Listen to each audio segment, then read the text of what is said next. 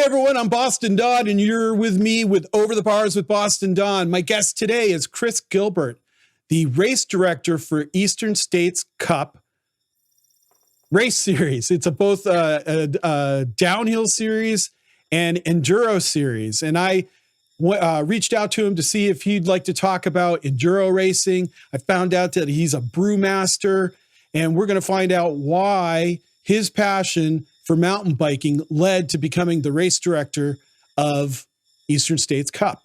So here is Chris. Here's Chris. There we are. Yes. Don, thanks for having me. Hey, no problem. You know, I found out about you guys obviously through like Pink Bike, because they actually cover the Eastern States Cup series. And so when I decided to do interviews, I decided to reach out because you guys are local. I'm here in Massachusetts. Yeah. You guys are in Massachusetts as well as a lot, the New England states all the way down to Pennsylvania. So I figured I would, reach out to guys to see if I can get some more information so we can spread the word about enduro and downhill racing in the Northeast. So I'm glad that you're here. Yeah, appreciate taking time. Glad to be with you and talk some bikes. And bikes. All right. Yeah. Well, that's great. So you are obviously the race director, and you found that you found that role after actually racing Eastern States Cup races. Now, how did that whole thing come about? So I've been biking since I was about 12, 13 years old. Whoa, a late starter. I suppose, yeah. I kind of started as in Western Mass. My father he'd do some cross country stuff and whatnot, and I thought it was cool to hang out with the older guys. So I was like, hey, can I go along for a ride? And we go ahead and did a few rides, more cross country stuff, but kind of soon learned that I preferred the descent more than the climb. Oh yeah, the climb is the worst. I hate it. Yeah.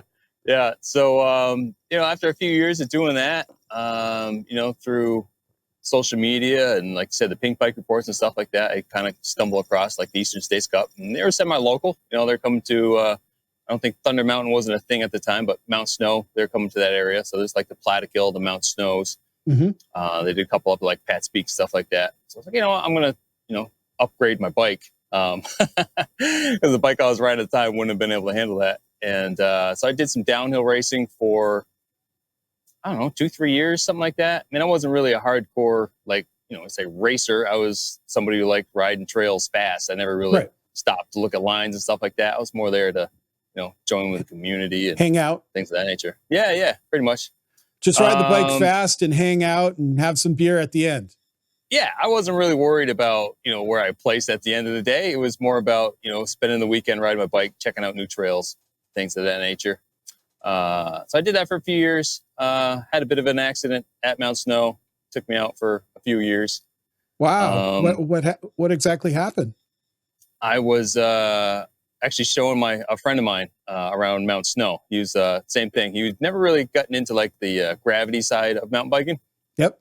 And this is kind of a rude awakening for him. I made the critical mistake of, being down in the parking lot and saying, no one ever says, last run of the day. Let's go for one more. You don't do that. No. I made that mistake. And so I took him down this ride, and it kind of came out into like a fire road. So I was like, all right, cool. Just bombing, just brakes wide open, straight down the fire road. And they had, what year was this approximately? 2017, 2018. Okay, so you had sorry. I get my timeline mixed up. I don't remember how old I am. Sorry. Like 2001-ish. Sorry. So did you have disc brakes then, or was it the V brakes? We had disc brakes, but we didn't have any through axles. It was still the quick release skewers. Okay. So I had a junior T on the front with the quick release skewer. So we were just hauling ass down the fire road, and I was, gapping these, the water bars that they had made. Yep. And I hit one, and I went up, and the front tire fell off. So as I landed, the forks, obviously just dug straight into the ground. You were a dart. Yeah. Unfortunately, I got the handlebar kind of stuck into my side and then ruptured my kidneys and Oh, things of that shit. nature. So took me out for a little while. But to get back on track, I had took a few years off, and that's when enduro like started coming around. Mhm. So I was like, all right, enduro. You know, at the time, it was still relatively new. You didn't really know what it was. So I was like, it sounds safer than downhill, but in reality, it's kind of like 5 downhill runs just timed together.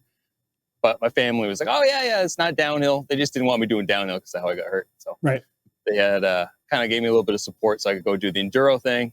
I did that for a few years, and there's I think it was a social media post that Steve Battolini had put out looking for volunteers to help with the series just to get things moving. Yep. Just looking for somebody to help do like tape setup, set up timing boxes in the morning, just small, minor things. And I was like, you know what? I'm at the races anyway. It'd be a good excuse to go do all of them now. And, Yes. you know, like I said, I didn't really care about where I placed. So if I'm spending all day during practice, setting up, taping off teat lines and stuff like that, I didn't mind. I just like riding a bike.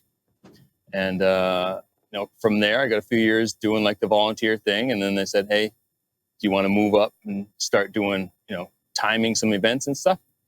Like, yeah, why not? So I gave it a whirl, and Steve and his wife kind of taught me the software and how the hardware works.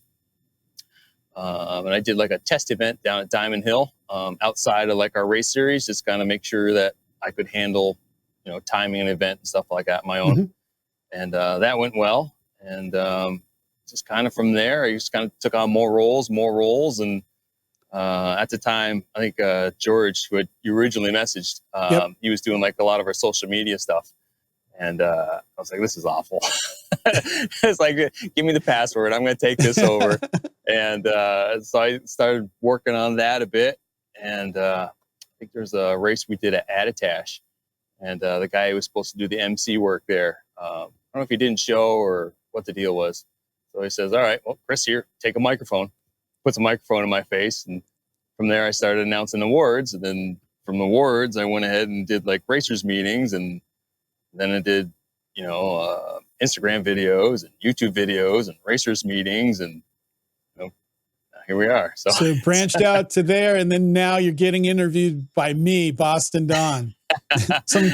some crazy dude from Clinton, Massachusetts, who, you know, loves mountain biking, but currently, I have to admit, I have not been riding at all, and it's just terrible. And I signed up for the EWS at Burke, so I'm going to be a hurting camper at some point in the near future. Yeah, so I'm heading up there Friday. I do a site visit, so I'm the they asked me to be the chief official for the EWS event at Burke. Yep. So I'm heading up there Friday to kind of do a site visit and things like that. So I'll be seeing you there. Oh, I'm sure. I'll be huffing and puffing. Hopefully there's an ambulance around. So we'll make sure to make sure I'm still alive. So you raced were you a teenager when you started racing, or because you said you started riding a bike at like 12? Yeah. So it was, I was always kind of riding bikes. Yep. Excuse me. Like ever since I was a kid, growing up in a small town in Western Massachusetts, that's all you had to do. You played outside. So I rode bikes around, but we never really did like trail riding. What bikes were you riding at that point? Were you on a BMX bike, or did you start out with a mountain bike because your dad was riding mountain bikes? Yeah. Nope. Never did BMX. There was no, we didn't have any sort of BMX track around. Right. So it was whatever hills or snowmobile trails actually is what, you know, because back in, you know, the early 90s and stuff like that, where we were, there was nobody doing trail works or trying to develop trail systems and things of that nature, but plenty of snowmobile, ATV trails, stuff like that. So we just kind of rode around on those. It wasn't anything special kind of bikes back when I was like an early kid. You know, it's regular department store kind of things. And it wasn't until I was probably 14, 15, you know, I started doing like summer jobs, and, you know, I had my eye on a couple of bikes that were in the local bike shop, and just kind of, you know, saved up $600, $700 to buy myself my first proper hardtail. Nice. Yeah. And you remember that bike really well, don't you? It was because a giant ATX 860. Yep. because what you worked to buy it, like you worked your summer jobs to pay for it. So of course that's going to be a good memory. Do you still have the bike? I don't. Do you wish you had it? I know, that was a beautiful bike too. It was another one, kind of an unfortunate story. So I was actually at work when my dad went to the shop and picked it up. So he was going to drop it off where I was working. It was up on this tall hill. And so I was able to just ride it home. And I was like, yeah, sweet, got this bike, brand new bike. First day I had it. It's going down this dirt road, just screaming. And somebody had their dog off leash who likes chasing off their bikes. And sure enough, he was the guy who was in front of me. He kind of went by, so the dog turned and looked at me. So I was the second guy there. Came back and just bit right on the front tire. No. Yeah. You're first over the bars. First over the bars, brand new bike. Yeah, so I had a decent case of road rash. Yeah, I just still love it to this day. So I keep going. I did that as a kid. I was on my BMX bike near my grandparents' house, going down a road, slipped a pedal. My foot hit the asphalt, then went right over the bars and, on asphalt. Not a good thing to do at all. Asphalt's not your friend for sure. No, absolutely. You're just a meat crayon at that point. So your dad was racing cross country, you said? A little bit. Again, not really like hardcore kind of thing. He was he did a few events with guys that he worked with. So he had like a group of mountain bikers at work. Every day for the lunch break, they would, instead of being in the cafeteria, they'd hop on the bikes and they'd go pedal the local ridge. And luckily it had like his boss or shift supervisor, whoever was on the ride. He was on the ride, so he didn't care if they went beyond break time. They were all doing the ride thing, so they could kind of sneak back in the locker room afterwards and not have to worry about missing work. So that's fun. Yeah. Imagine that, having a job. Well, you kind of have a job that lets you do that, right? A little bit. It's kind of my job description. Yeah. get to kind of head out and take a little ride. Oh, I got to check this section. Somebody said there's a rock in the middle of the course. I need to make sure not there. There's tape down on this corner. Oh, is that what they do to call you out so you can fix it? Yeah, that's cool. Absolutely. So I know we talked about racing and so what was your first introduction to racing? Your father doing it, or did you, find it on your own?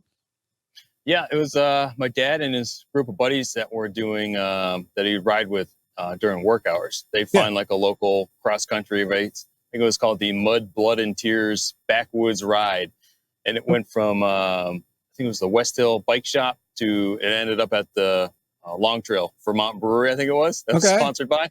Yep. So that was kind of their motivation too. Just riding bikes, have a beer at the end of it. And, I was, 14-year-old kid who was just there to ride bikes.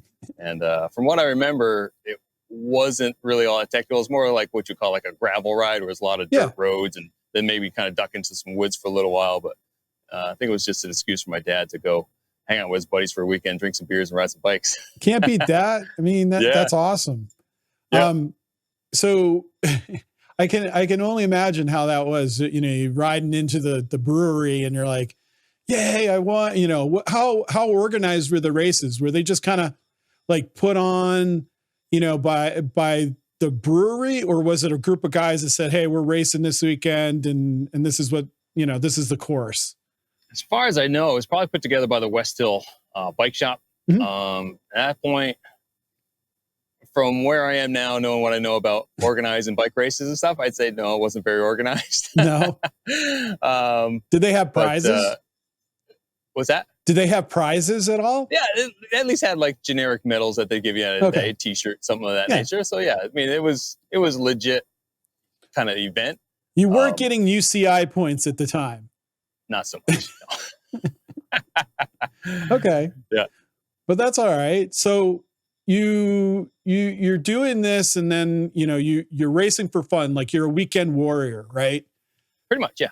And how do you think at that time when you started racing, how do you think people found out about that? Like, were you, for me, I just soaked up whatever I could about mountain biking. So I found websites that talked about it, Pink Bike and Vital MTB, that sort of thing. And then I found out, World Cup racing, and Red Bull has those on there. At that time, how were you finding, how are you finding about mountain biking at that time? Like, a lot of that I think came from just hanging out at the local bike shop.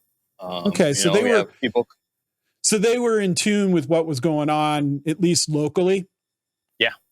Yep. So, I mean, just hanging out there, we're all a good group of friends there. We all knew each other and all knew their wives and kids and this and that. So at that point, you had people from all over the area come to the bike shop, or this person knows that person, and say, hey, here's what's going on this weekend, kind of thing. Yeah. So that's kind of where it first started out. I mean, this was all kind of like pre-social media kind of thing. So, yep. I mean, a lot of it was like you see a flyer in a bike shop kind of thing. Yeah. Or, you talk to a coworker who knows something that's going on up in Vermont kind of thing. So it wasn't really as easy to access as today's is. So it was a little bit different. But then you get to doing things like, so my first like gravity race was the Mount Snow Norba Nationals that they had. And that was the first time I actually said, hey, I don't really like going uphill. I'm going to just go ahead and do downhill. Never been to a mountain before. I was like, I'm just going to take my bike. I'm going to go here, buy a ticket, buy a registration, send me up the lift, and I'm going to figure it out. It's like, That's crazy. Yeah. That's crazy that you're like, I'm just going to figure it out. Did you talk to anybody about it? Like, to get some tips? I think just one guy, another bike shop that was a bit further south. It was in like Southwick, Massachusetts. He's like, there weren't many gravity racers in my area at the time. And this was the one shop that had, like downhill parts, downhill bikes, big knobby tires at the time.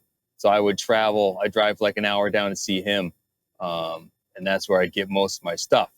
So I kind of like pick his brain about it a little bit. And he gave me some tips and whatnot. But for the most part, I showed up to Mount Snow. I didn't know anybody who was racing or had raced there before. And it was, just show it up, find the trail, point your bike downhill and go from there. Yeah, I would assume that it was kind of like shock how like to you on how that all how that works. Once you race that first race, you're like, I probably should practice. Yeah. So that was the thing. So you show up on like Saturday and, it was a big eye opener, cause I do some local descents, like I said, hike a bike, drop down, but it's not like the Norba Nationals course at Mount Snow. I mean, there's a big difference in like, the rock gardens, how steep it is, the kind of pace that other racers are carrying, that sort of nature. So, the first time you're going down, you're on the brakes the whole time and just trying to figure out what the hell did I get myself into? You go down again and kind of try to learn a bit more, and then you try to figure things out, and then you start to develop a bit of pace. But again, it wasn't really that I was trying to race as much it was that I just loved riding my bike down a steep hill. I didn't have to pedal. I could just drop in. And then from there, it's trying to learn like the little intricacies of, where can I find speed? Where's, you can take this line. And, it got to be, it wasn't just riding bikes. It was trying to figure out how I could ride bikes faster, best that I could possibly could. Yeah. Yep. Yeah, absolutely. And I bet that was a fun learning experience too. Oh, absolutely. Yeah. I mean, just thinking today, like the modern bikes that we have compared to what I was riding then, like if you were to put me on one of those bikes now and say, hey, go ahead and ride that same thing, no way. Yeah, it's crazy. If you go on YouTube and you go back to like the early 2000s, when I used to race BMX, and I moved to California in 96, and one of my friends was Eric Roop, who rode for Mongoose, and they had Brian Lopes on the team, the Mongoose team. And you see video of the bikes that he was riding then compared to now. They're so small, like smaller wheelbase wise, and they're all scrunched up. And it's like, how the hell did you even ride? And then you have V brakes. You don't even have disc brakes at that time. And how the hell are you even stopping? And Yeah. I can't even imagine riding a mountain bike back then now. I'm sure. Do you know if there's any like vintage racing that's being done anywhere in the States? Not in the States. They might actually do one out in California, like Big Bear Mountain, if I'm might be mistaken. But I know that they do some like over in Europe. Really? There's a Facebook group that I follow. It's like the vintage mountain bike clubs, and these guys are all about it. And they so like any other kind of collection. So it's like try to find old frames, old parts, and piece together bikes to make them, back to the way that they were back in the day. Right. And they do have like a vintage class that they'll run downhills on. So it's pretty wild. That's pretty cool. Yeah. So getting sucked into Eastern States Cup as a race director, you have a lot, with that job, you have a lot of responsibility. You're dealing with, I heard I listened to a little bit of a podcast earlier today with you on it, and you talked about it. You're dealing with, on an average weekend, how many riders do you have coming to your races? Well, it varies. So we have two disciplines, basically. It breaks down to, we have downhill races, we have enduro races, and then I think most of our season, we actually combine both downhill and enduro into one weekend. So we're running both the downhill and enduro simultaneously on Sunday. So for those ones, you can see 500 to 600 racers probably. Wow. That's crazy. So 500 racers, right? You said? Yeah. An individual weekend. That's a lot to corral. Luckily, we have a really good community. That's one of the best parts, I think, about our Eastern States Cup series is the community of racers that joins us each and every weekend. Mm-hmm. Like you say, hey, try guiding 300 people down 5 different courses for the enduro. One, you got to lay out a course that works so nothing's crossing over each other, people aren't getting hurt, and you got to tape things up, make sure people aren't getting lost. And right. You got to lay out in a way that somebody who, like myself, showing up to Mount Snow, has no idea what's going on, can just sign that registration form. That would be me. Yeah. You can just kind of point them in the right direction, and they can manage to find their whole way around easily. But I mean, our community is really welcoming. So if I have like a new racers on site, and they'll be like, hey, this is my first race, the person behind them in line will be like, great, you're riding with us, come with us. And they'll just adopt them into the community. And, for the rest of the year, you'll see they'll be camping out with each other around. And, it's really, really amazing. That is a good point. A good little point that you've made is the new rider. How of 500 riders, right? How many of those riders on a typical weekend are brand new, fresh, that have never raced with you guys? Never raced. I want to say we probably get at least 12 to 20 for every venue that we go to. We have like 13 stops we go to. Yeah. That's awesome. Yeah. It's hard to gauge because not everyone comes up and say, hey, it's my first enduro or first downhill. But can you tell? Can you tell by looking at them that they are new to the sport?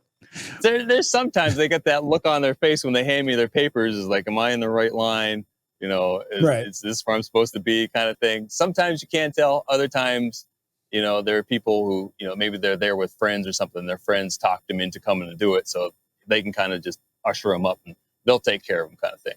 Well, I would hope so. But for the most part, unless somebody's like, extremely new and never done a race, never even heard of enduro, don't know what enduro is, but they just hear the buzz about it and how much fun it is. I'll be sure to like kind of put them aside, like, hey, let's walk you through things, make sure you're comfortable with it before we head you up on the hill, kind of thing. Yeah. So how do you as an organization and as a community, how do you foster that? How do you foster the newbie and bring, by bringing them into the racing, and of course they catch the bug and hopefully then they go to other races. But what do you have a program for that? Yes, so we have several. So depending on your age group, so we have what we call the Kate's Enduro Light class, which is for brand new racers of any age. Doesn't matter what your experience is, what your age is. So then we have our 56, almost 56-year-old person can go and race in that class. Yeah, I believe we've had people as old as in their early 70s come out and do it. Absolutely, that's awesome. Yep, and we've had people as young as 6 years old come out and do them as well. Wow, that's Yep. exciting. So we have our Kate's. So we like to say we had our Kate Enduro Light, and we have our Kate Kids class, which is 12 and under. Okay. So what we do is we have one of our Eastern States Cup officials. Usually we try to have more than one, and what we do is we send them out as a group. So our officials will take them out, kind of guide them through how like the timing system works. Okay. Take them up through the ride, basically ride them through the whole course with them. So they all go out as a group, kind of like support each other to kind of guide them through. Wow. And then, if they get to a point where it's like I said, if you're 56 years old or something like that, you go through and be like, all right, I can do this. I don't need the group anymore. You go ahead and you sign up for the 50 plus class, and you can go out and ride with those guys. And get kicked, have my butt kicked by them. Yeah, I mean, most of the people who show up to races, it's not about their time at the end of the day. It's about the experience that they had, from Friday to Sunday. That's like a calling card for Eastern States Cup. It's as competitive as you want it to be, pretty much. Yeah. Nice. Yep. So, but you also have racers that want to be able to qualify for the EWS or be able to participate in that. So you have a wide range of riders that you're facilitating or not allowing, but are part of the community. Yeah. Correct? Yeah. So we host EWS qualifiers. We had one this year. I think we've done more than that in the past. So that attracts racers from all over the country, if not globally. People are looking for those EWS points. So those are your top tier. So Richie Rude comes out every now and then. Yeah. We've hosted Richie a few times. He's not, I think he lives down in Connecticut actually. So he's local to the New England area. Yeah. And so if he's not off doing EWS stuff and he's got some time, we've hosted him for a few races before. Yeah. Wasn't he there this weekend? Like on Saturday, maybe?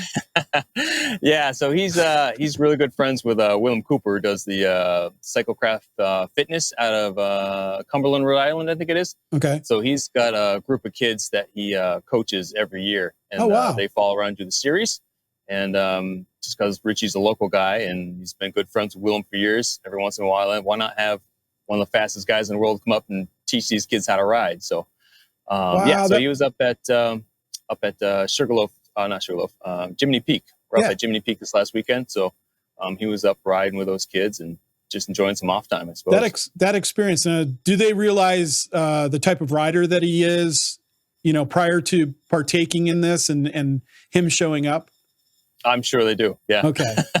Because that would be pretty cool. To be part of. I mean, when I raced BMX years ago, when I would go to a national event, it was always so awesome to see the pros up close and personal and see how different they rode compared to myself or anybody else for that matter. So I'm sure having Richie Rude around was quite the thing for those kids. Yeah. No, he's been to so many events or so many local stuff that he's almost kind of blends in as, one of the guys. He's very approachable, super nice guy. And that's what you want. When he can. Yeah, absolutely. So he's a great ambassador to the sport. And, it's one of those things you can joke around with and whatnot. And, he's not Richie Rude, the big mega star from EWS when he's there. He's just another one of the guys. So you can joke around with him and have a good time. So it's always great to have him around. Yeah. Awesome. So you're able to, attract young kids that have never, maybe not have raced a race before. And then you're able to attract people who are in their 70s and attract pros from around the country because you're hosting EWS qualifying events. I mean, what other ways are you attracting riders to the series? Like, how are you getting people to be more involved? A lot of it, I think, is word of mouth through the community. Mm-hmm. People know what kind of event we bring, kind of people we are. I mean, we're very welcoming. Our community is very welcoming. Anytime we go somewhere, the locals start spreading the word around. For some people, signing up to do an Eastern States Cup event sounds like a big deal. For when George Ulmer and myself kind of look at each other, and it's like, well, it's just us. We're just a couple of normal guys. But from the outside looking in, you see the pink bike reports and like the pros that are coming in, and it can be an intimidating thing. But I think through word of mouth, through our community and things of that nature, it's also a very welcoming situation to be in as well. So I think overall, it's kind of like how we get most of our people in. Yeah. So it's not like you go out to bike shops and like do like a day, like an EWS day at a bike shop. You wouldn't, no? No, not really. I mean, our schedule is pretty packed. Full, right? I think from July. So I think after this weekend till the end of October, I think I have like one weekend free that we're not doing something race related. Wow. So it's kind of hard to find time to branch out and do more things. I've been trying to work like a local high school to develop a mountain bike program there. That's a great idea. Yep. So we had a grant from the Outride program. So we actually had 25 bikes donated to the school, like brand new mountain bikes. Wow. So we hosted like a build day, and we got all the bikes in there, all ready to roll. It's just a matter of implementing the program and getting kids out there riding. So they have a small network of trails behind the school. Yep. So that's another super fun thing. I bet. I wish I had more time to do, but yeah. That would be awesome. I know that there are some colleges and universities around the United States that have mountain bike programs. It's an NCAA sport, and I think that's awesome. And it would be nice to have, have more high schools kind of developing, that for the sport itself, to get more people involved. That's the reason, the reason why I wanted to start this and start talking to people was that I wanted to share the passion, for the sport, the how, you can find friends through it, how you can challenge yourself to do different things that you never thought you would be able to do, like traveling to Ireland to race in the Red Bull Fox Hunt race when you've never raced a mountain bike race ever. And I did that. And, the reason was I found mountain biking, and then I found a video of G. Atherton racing in 2016 down this Irish mountain and all the chaos that ensues when you have a mass start race. And that brought me to, it didn't bring me to the sport, but it brought me to be, one to seek out more. And I think that the Eastern States Cup, allows riders to seek more rather than just bombing your home trails. You can go to a, event like Jiminy Peak and be able to race down in, 5 different stages or 6, however many you had this weekend, and be able to do that and just have a blast doing it. And One of the things that I kind of really liked when I was racing prior to joining in is that, you show up to a mountain, everything's guided. Here's the trail you're going to use. Here's where you're going down. Right. And it almost pushes you outside your comfort zone a little bit. So if there's things that were like, you're just free riding your buddies, like, I don't know, I'm going to skip this, go around this trail. But now it's like, here's your trail. Sure, there's probably a beeline that goes around it, but you're going to lose time. Right. That was one of the things I really liked about racing, was it kind of nudged you outside your comfort zone a little bit and kind of made you into a better rider, which is something I really liked about, going to races back then. Yeah, of course. Drops and, doubles and that sort of thing. Now, do you guys have on those trails are are you using like the bike park trails as part of the your enduro races, or are they mostly tech rocks, roots and rocks, that sort of thing?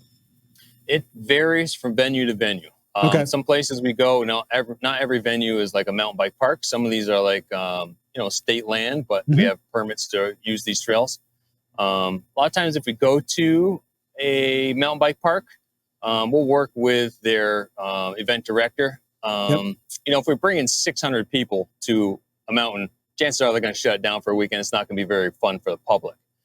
Other times, like, Thunder Mountain, it's a real close one for me.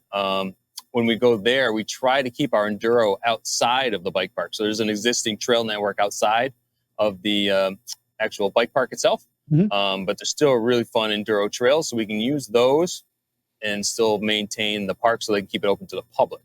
So there's times that we do that. Other times, like I said, sometimes we just show up and shut down the mountain for 600 racers to come and use their trails as well. Well, that sounds like fun. And if that's the case where you're going somewhere, do you have any control over the trails that are being used? Like, can you go in there with a shovel and a pickaxe and create your own trails, or do you have to use existing trails that are part of the system? Most of the time, they're existing trails. Like we went to Jiminy Peak this last weekend. There have been existing trails there that we knew about from years and years and years ago that maybe haven't been maintained. So we can go in there and open those up and reuse those. Other times for like Thunder Mountain or Killington, something like that, where they have established trails, they have trail crews. We can work with them, be like, here's what we'd like to use. There's been a few times where, if a venue put tons of money into building a trail, maybe they'll be like, we're not using that. It's like, putting 600 people down a trail, X amount of times over one weekend, there goes your trail. But for the most part, we're able to work with, event coordinators and kind of come up with the best possible trails we can. Now, didn't you have a new venue last year up in New Hampshire? Was that something that was being built it was like a state park, if I'm not mistaken? I'm not sure which one. I don't think we've been to New Hampshire for a while. No? No, we used to go to Attitash in New Hampshire. Okay. Trying to rethink of what we had for the schedule last year. Yeah, I thought there was a new venue last year that was in a state park. So mainly they all kind of blend together at some point. Well, for you, yeah, I should be more up on it, because it's not something that should be blending for me, because I didn't participate. You know what? Are you thinking Arrowhead? Yeah, that. Arrowhead, that's the one. Sorry, I love those guys. Those are the guys I do the podcast with. They're going to kill me now. Well, no, don't kill Chris. Yeah, they're Arrowhead recreation area. Okay. So those guys ran the local bike shop that's there. And they also have a passion for creating trails. And they had contacted us a while ago, like, hey, we're building this. Can we get a date in there? And at the time, we already had our schedule set. And at that point, it's like, maybe we'll look at something next year. And then schedule kind of flip-flopped, and like, hey, we've got something open. Can you guys do it? And they're like, oh, crap. We got a lot of work to do, but yes, we'll take you. And they produced some amazing trails in a short amount of time. And it's the town of Claremont, New Hampshire is the one you're talking about. Yep. And that town was so welcoming. It was really amazing. Like, you roll into town, they have like the signs that you just say, like, Bridge Out or something like that. It's the Eastern States Cup this weekend, and like all the locals came out. The mayor was there. Well, it brought a lot of business to that little town. And it really kickstarted the amount of work that they could do on that mountain. Okay. So it was great, not only for us, so the racers loved it, but also for the town and the guys running the bike shop as well. Is that area state owned or privately owned? It's a good question. I know some of it is privately owned, because he had told me that there's a I believe it was a woman who lives at the very top of that hill who owns more property. And after our event came through, I think he talked to her, and she said, oh yeah, I'd like to, have some stuff built here too. And he was like, yes, so you get more vert out of what you could use. Yeah, of course. And his mind was just, the amount of possibilities you could do. So yeah, no, we're going back there this year too. So really excited about that. That's awesome. Because I'm here in Central Mass. I'm in Clinton, Mass. And we have Mount Wachusett, like 30 minutes away at the most. Right. And nice elevation, but they can't have mountain biking there because it's state-owned land and it's old. It's old. Oh, they call it old. It's not old woods, but it's like it's woods that have old trees, and they have to protect them. And I think it would be awesome if the state could, allow for some trail building so that they could have a mountain bike park there during the summertime, I can't remember, the Crawley family, could have mountain bikes there in the summer and then have the skiing in the wintertime, and maybe have some fat bike runs too. That would be awesome. Yeah. I just got one of those last year too. I love it. Now, so you just got one. So you haven't been to the Winter Woolly up at Highland Mountain Bike Park in February? I was lucky enough to do last year. I had, so it had sold out. I don't remember why. I wasn't quite able to, I was on my radar to something I really wanted to do. Yep. And when it came time to pull the trigger, it was like, sold out. Damn. So a good friend of mine who's, it's from the Team Granite guys who race our series. That's their home mountain. Of course. So one of them kind of knew that I was looking to get in. So he's kind of, gives him a little elbow. It's like, hey, I got this guy who wants to come up. I think we can squeeze him in. And luckily enough, he got me in, and I was able to go up with my bike, and it is absolutely amazing. Lift service, fat biking downhill. It's wild. I had a blast. I was signed up for that race this year and last year, but because of COVID and everything, and my car this year, I wasn't able to make it. I was signed up for the race, but I did it. I think I've done it 3 times, and it's the scariest mountain biking that you can do. Yeah, it was bitter cold the day I went up there. It's one of those things. So it took me about 2 hours to drive up. So you're nice and warm in the car. Yep. And you pull in, and I pulled in a little late, so the lot was already full. So I had to park down the road. Oh yeah. And it's one of those things where you pull in, you're looking at the treetops, and just down in the lot, the trees are swaying like this. And it's like, oh, what's it going to be once you get on the chairlift? And so it's bundle up as much as possible. But I linked up with some guys and put in some laps, and man, it was such a good time. So I'm definitely going to do it again this year. Yeah, that I got a fat bike 2020, I think. No, was it 2020? Yeah, I bought one. This is how crazy I am, right? I borrowed bikes for 2 years, and then in 2020, on my way to Highland for the for the Winter Woolly, I stopped by a bike shop up in New Hampshire and bought myself a Trek fat bike. And then brought it to Highland. Brought it and ran it. And I have it. I don't ride it that much. I probably should, because it's a great little bike. It's a hardtail, and so I got a dropper post for it, new bars. So I've spent more money on it, and so I will probably be riding it this winter more than I have ever. But that's fun racing. That whole day there is such a good time, and everybody's so cool, but it's scary coming down that mountain. It all depends on your mindset. I had a blast, man. There's a few times where if you're crashing, you're in a pile of snow, hopefully snow. I had that one year where everything was ice, but this year we had a really good base, and it was hooking up great. But yeah, I mean, it's, for someone like myself, it was something like a brand new experience, and how to descend a hill. Yep. And it was great. I can't wait to do it again. I mean, not that I like the winter. I hate the cold, but at least I can enjoy it. The cold's not fun, but it's fun to try to jump in the snow. Yeah. So I understand that you do this as a nearly full-time job, but you also have another job and that you're passionate about. You are a beer brewer. Yes. Yeah. So we do, go ahead. I was going to say, so we do, so I do the Eastern States Cup thing. Right now it's Friday, Saturday, Sunday. I'm on the road. If we have a race the following weekend, usually the Monday, I do a lot of stuff to get there ready for the enduro.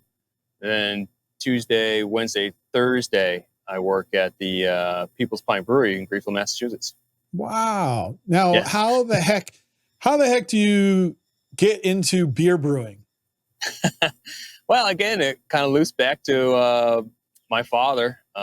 He was a home brewer as we grew up. As we came to be of age, we kind of took an interest in doing it ourselves.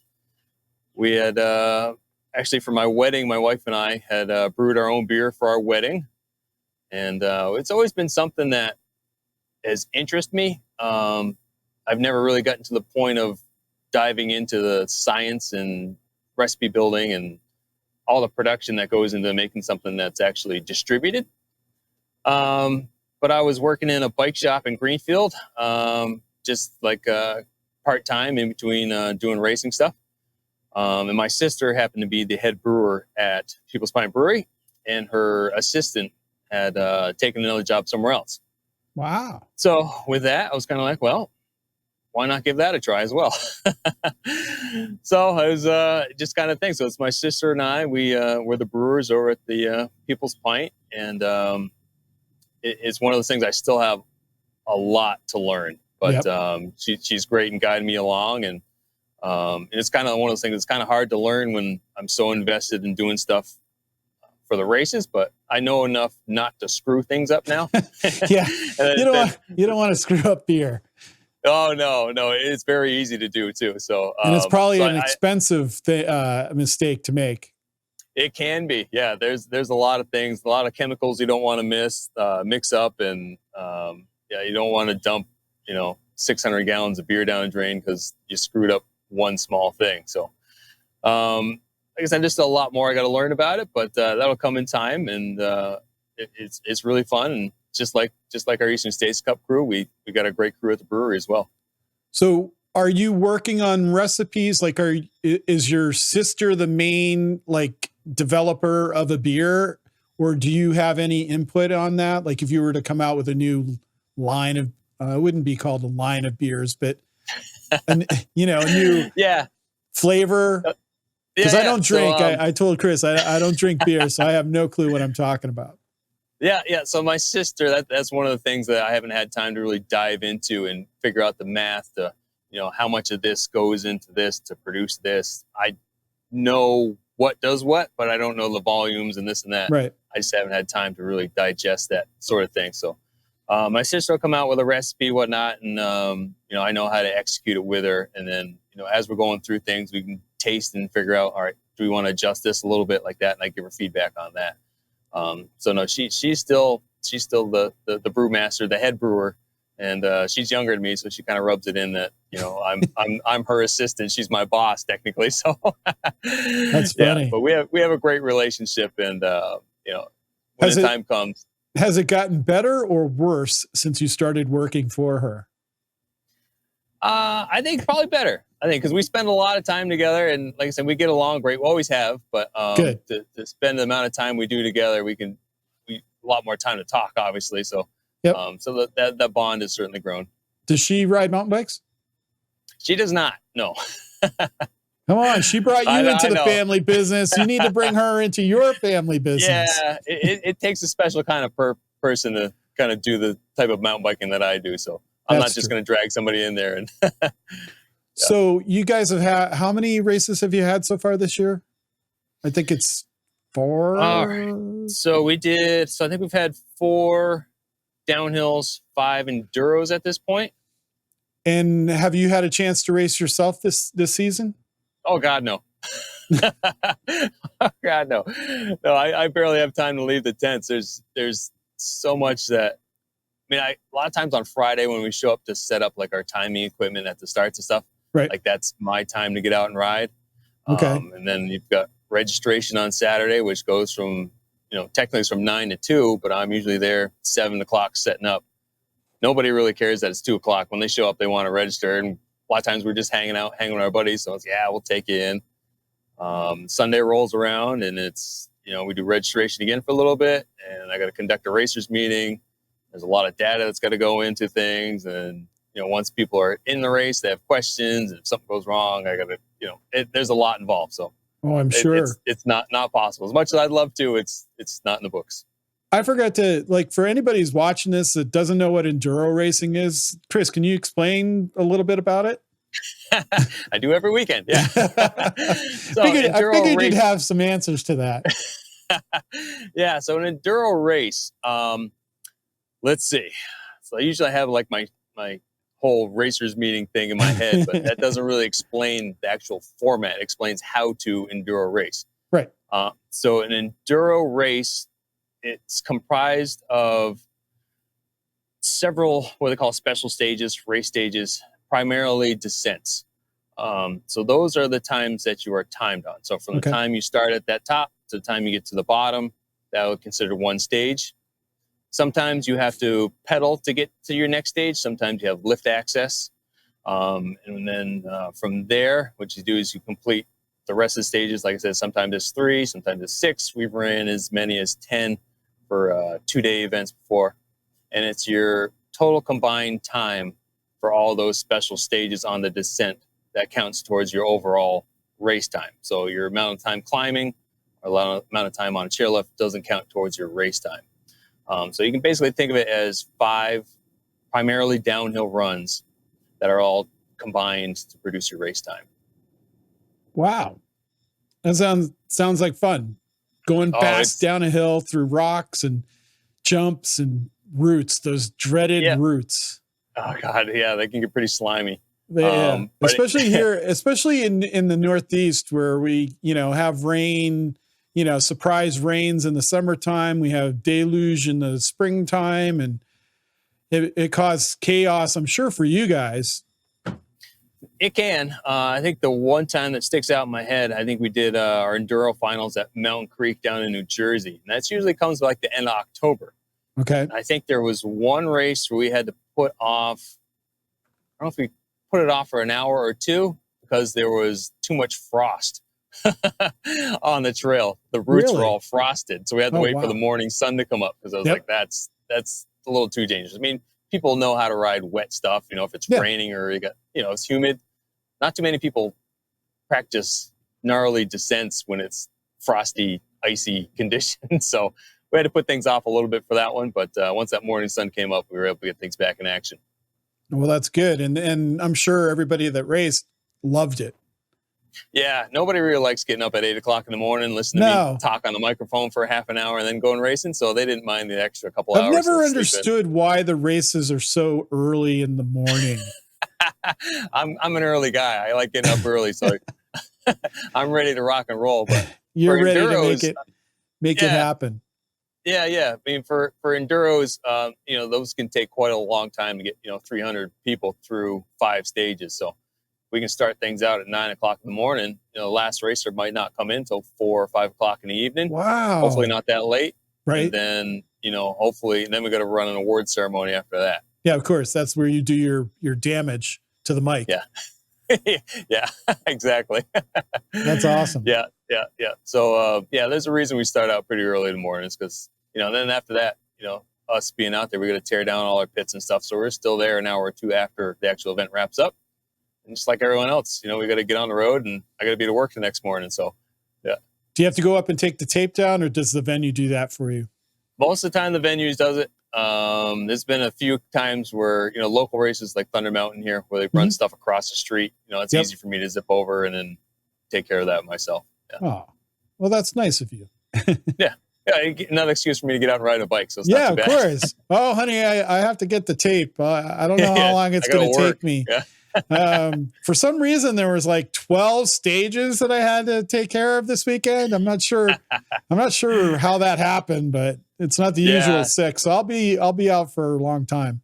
My wife's pretty understanding about that. She knows what comes along with the territory. So she's been real supportive and it makes things a lot easier. Does she ride? She rides a little. We've taken her up to Thunder Mountain a few times. She does a lot of like the green and blue trails. Again, she doesn't get into anything too gnarly, but yeah, we can get out and ride. And you have kids that ride too? Yeah. So we have, so my son Evan is the youngest. He's 13 now. So he's probably the one that rides the most. My daughter Bianca, she rode for a bit, mostly, I'd say mostly like rail trail kind of stuff, but out on a bike. Yeah. And then my wife's son Porter, he's 15 now. So he's the one who actually go out in the woods and he likes doing jumps and, hitting the roots and going fast. So, yeah. Oh, that's cool. So are they taking part in any of the racing? They help out on like the planning side of things. So I'll bring him to events. Yep. My son is actually for quite a while, he was taking photos for us. Oh, cool. He's kind of got a bug for taking photos. So that was one thing where, I'd be stuck in the registration tents for hours, and Yep. to give him something to do, just give him a camera, send him up on hill, and he'd take pictures of the racers. Wow. My daughter, I think I'm going to bring my daughter out now. The school's out. I can bring my daughter to a few things. She'll help us out doing registration under the tents and That's getting cool. involved with that. So yeah, that's awesome. It's nice. It's nice to be able to share the passion with your family, and even if they're not actually doing the racing, if they can take part in helping you produce the event for the weekend, that's great that you can spend time like that with them. Oh, absolutely. Yeah, no, it is great because like if I'm gone for 13 weekends out of the year, it's great when you can at least bring some of the family along. So they can see me once in a while. Now, so you said you're going to go to Burke Mountain because you're going to, what is it that you're going to do for them for the EWS? You're going to run the race? No, yes and no. So they asked me to be what they call the chief official of the event. So there's the race director, okay, and then there's like the chief official. Okay. So they kind of knew that, I run a lot of we've done events there before, so we've been familiar with each other. Yep. And so when time came around, I just kind of volunteered and say, you guys need anything? It's like, I'll be happy to help out. So they're like, yeah, we'll use you for sure. Oh, that's cool. So I'm sure I can bring some knowledge of running our events to their stuff too, to help them out. Like they don't know what they're doing. No, I'm just kidding. Yeah. No, I'm sure it's going to be a great time. You're just gonna add the New England flavor to the race weekend. Yeah. No, it'll be fun. We got a good group that's going up there to help run things, and then up for the next stop. So the next weekend will be at Sugarloaf, and a little more relaxing for me. They decided they're just going to give me a microphone and let me do all the MC work for that weekend. Cool. So that should be really fun. Yeah. That'll be a vacation for you in a little bit. Yeah. I gotta learn some names. Some people have some tricky last names. I gotta figure that out before we get that squared away. Are you happy? So you've been doing this with Eastern States Cup for I think like 7 years. Like Sounds about right. In the business. Are you happy where the sport is going in this area in the Northeast? Like, do you guys have any big gets that you would like to be able to do? Meaning like, okay, we haven't been to this mountain. This would be, if we could get this, it would be the jewel of our year. Or if we could maybe attract, like, because the EWS guys are going to be up there in August up in, Vermont and Maine. If there was a way somehow maybe to attract those guys to come back to an Eastern States Cup race, like after the season's over, like, is there any ideas for that? We go over all that in the off season, really. Right. Once we start planning things out, we kind of look at, what events work, what events didn't work. And then we kind of come up with like a master list. I mean, we've hit most of the stuff, just about every place we could possibly host a bike race in the Northeast. I think we've either contacted, we've been there. I think we have a couple of new ones that people have approached us with this year, which is always exciting. We always love new venues. Right. That keeps things fresh and exciting for our racers as well. We've talked about, maybe extending further south. Every year we put out the Pink Bike Report on the new season. And, our name is the Eastern States Cup, but everybody from down south always says you need to change your name to the Northeastern States Cup. So it'd be nice to be able to, extend things down south. And, we have a great group of people right now, and, it might be something we look into in the future. But, in terms of like trying to attract bigger names and things like that, sure, it'd be great if they come, but like I said, our community that we have now is great. We're already selling out events, and we get great feedback. Everyone's so appreciative of what we do that it's very rewarding. So can't really see bringing bigger names over. Is that going to make me feel any better? Not really. No. I feel the same about the 12-year-old kid as I do as Richie Rude comes in. I want to produce a good event for everybody. Yeah, that's great. Like that it's all about the community. That's the thing. Since I gotten into sport in 2015, and riding, and locally, you have NIMBA, the New England Mountain Bike Association, Yep. and the local chapters. Community is a big thing, and mountain biking itself is about sharing the passion for the sport. And that's either riding local trails, going to state parks that have mountain biking trails available to ride, and then having the ability to go to an Eastern States Cup race and partake in that community. And so one of the cool things about mountain biking is the community and the people who share the passion for it. And it's just so much fun. And I want more. I personally would like more people to be riding. So yeah. I don't know how we could do that. No, it's always, I don't want to call it a challenge, but it's a fun challenge to try to, attract more people and introduce them to the sport. But just seeing, like, there's a lot of times when, parents will show up with their kids, their first time rider or whatnot. The kid will go up and ride his bike, and then the parents are like, "Oh, what are we going to do?" And it's like, guess what? We've got 20 other parents are sitting in the parking lot in their campers or RVs, just hanging out, having a good time while their kids are up riding. Right. Go hang out with them. And that's what they do. And they end up showing, you pull into a parking lot one weekend and you see, like, there'll be a pod of like campers or something wrapped around, and just like all these people who have met, and they spend weekends together. It's the only weekends they see each other at the race events. Right. And, the kids go out riding, and parents hang out, having barbecues with everyone else on the weekends. And, it forms friendships and communities, and, word spreads, and it's really great. And you have more sold out races. Yeah. Yeah. I mean, that's the problem, is a lot of times, we start selling things out, and it's like, all right, the race is sold out. And then, somebody's like, "Oh man, I couldn't get in." And it could be like a long time racer that's been doing it with us forever. And it's like, I'm sorry, It's so like, you don't expand your race to allow for those people. I only have so many timing chips. Yeah. That's the thing. true. It's like, once it's sold, for the enduro anyways, for the downhill, it doesn't matter so much. But for a lot of times for the enduro, it's like, I think was a Diamond Hill was our first event this year. Yep. That we did, and we told people, it was like, we told people, here's when registration's open. You need to get on it quick. And I think it was just over 24 hours. I think it went by, and like 330 entries gone. Wow. And then after that, we had like, a wait list of another 150 people after that. And it's like, as much as I would love to get everybody in, certain places can't handle, right, 400 or 500 people. So you want to keep the quality of the event, and, you feel bad that people can't do what they want to do, but at the same time, you got to deliver a good event for the people who did sign up. And it's harder to manage.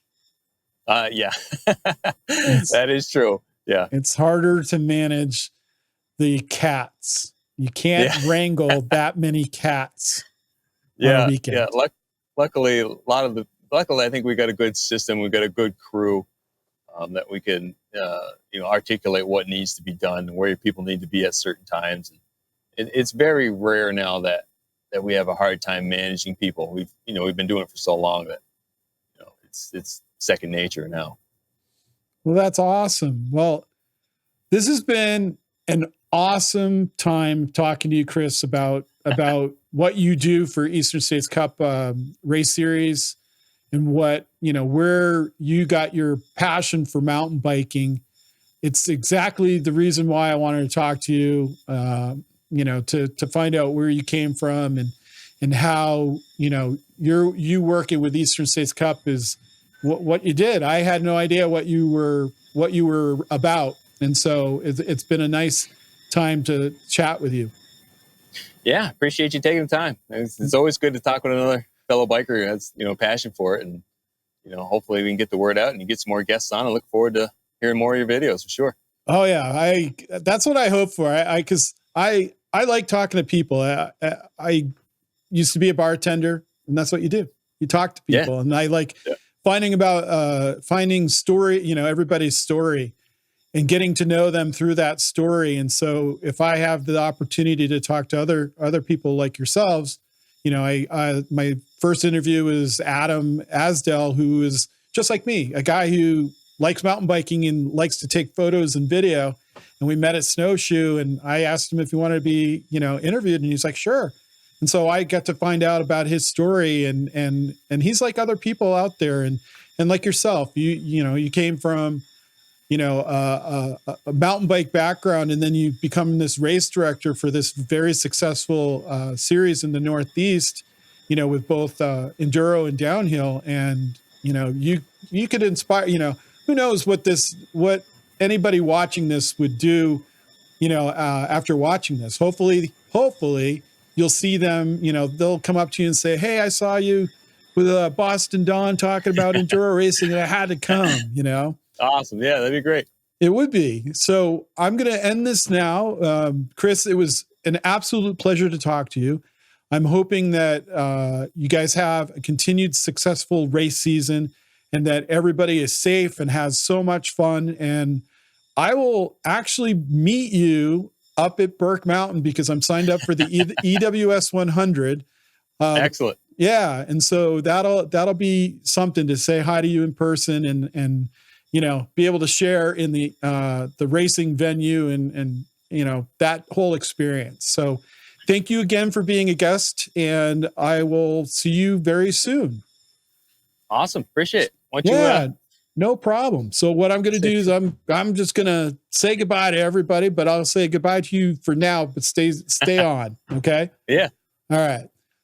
So thanks to Chris Gilbert for coming on Over the Bars with Boston Don. It was a great pleasure to talk to him. And if anybody is watching this and wants to tell their mountain bike story, please contact me. I'm on Instagram, BostonDonMTB. Just reach out. If you can, my email address is on the YouTube channel. Go ahead and like and subscribe to my channel. It would be awesome. So I hope to see everybody out riding their bikes or hearing stories. And so have a good night.